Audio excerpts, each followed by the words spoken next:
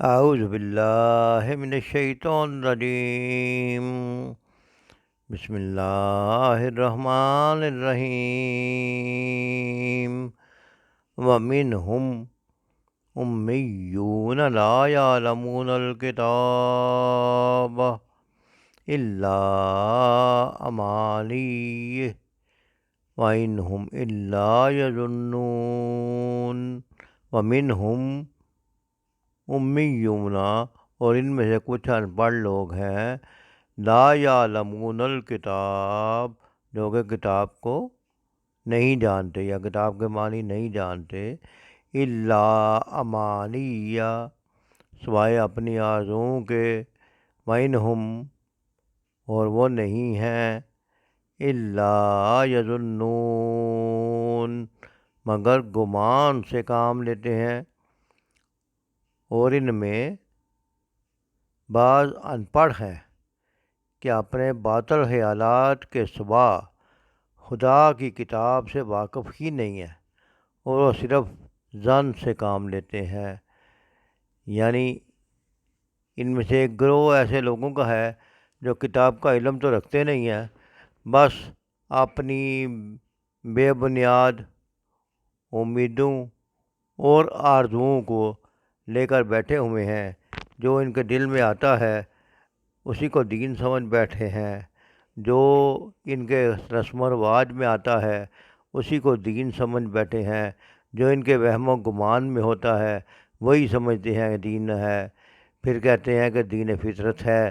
تو یہ جو دین کا یہ حال بنا رکھا ہے، یہ کتاب سے ناواقفیت کی وجہ سے ہے۔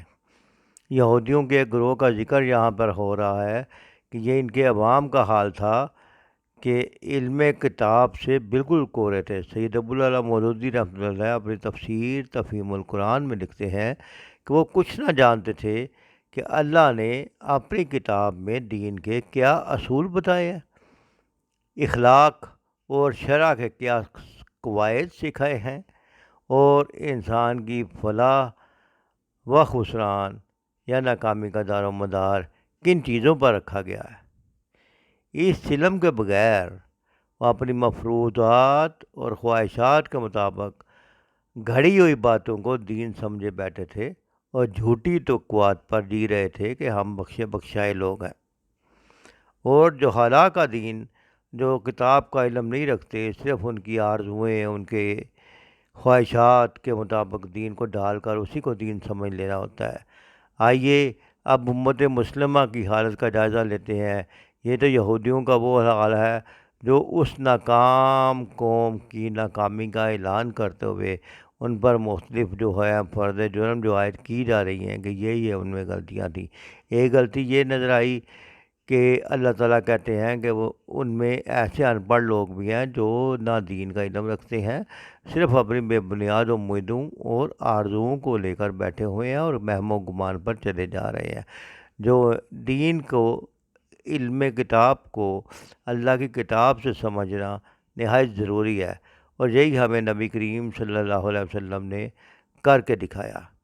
آج امت مسلمہ کی حالت کا جائزہ لے کر دیکھیے، کتنے ایسے مسلمان ہیں جو بس اپنا مسلمان ہونا ہی اپنی نجات کے لیے کافی سمجھتے ہیں کہ مسلمان دوزخ میں نہیں جائیں گے، مسلمان سیدھے جنت میں جائیں گے۔ حالانکہ عمل جو ہے، اسلام جو ہے، وہ مکمل ضابطہ حیات ہے جو زندگی گزارنے کے اصول دیتا ہے۔ نبی صلی اللہ علیہ وسلم نے اپنی پوری نبوت کی زندگی میں، دعوت کی زندگی میں زندگی گزارنے کے اصول بتائے، پھر ان اصولوں پر پابندی کرنے کی کر کے بھی دکھا دیا، پابندی کرنے کا اسلام نے حکم بھی دیا ہے۔ اسی لیے ایمان کے ساتھ عمل صالحہ کا ذکر قرآن پاک میں بار بار آیا ہے۔ آمنوا وعملوا الصالحات الا مانیہم، یہ تو صرف ان کی آرزوئیں ہیں کہ یہ ہم بخشے بخشائے لوگ ہیں، حالانکہ اللہ کے ہاں بخشت جو ہے آخرت میں ان کی ہے جو ایمان کے ساتھ عمل صالحہ کریں گے، قرآن و سنت کے مطابق زندگی گزاریں گے۔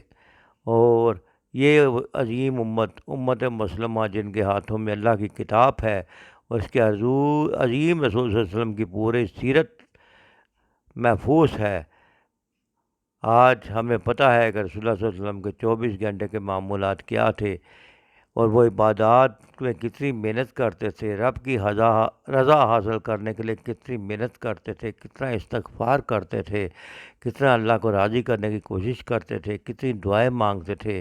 آج ہم بھی اگر کامیابی چاہتے ہیں تو جھوٹی امیدوں کو چھوڑ کر نبی کریم صلی اللہ علیہ وسلم کا اسوہ حسنہ اپنانا پڑے گا۔ اللہ تعالی ہمیں بہتر عمل کی توفیق عطا فرمائے۔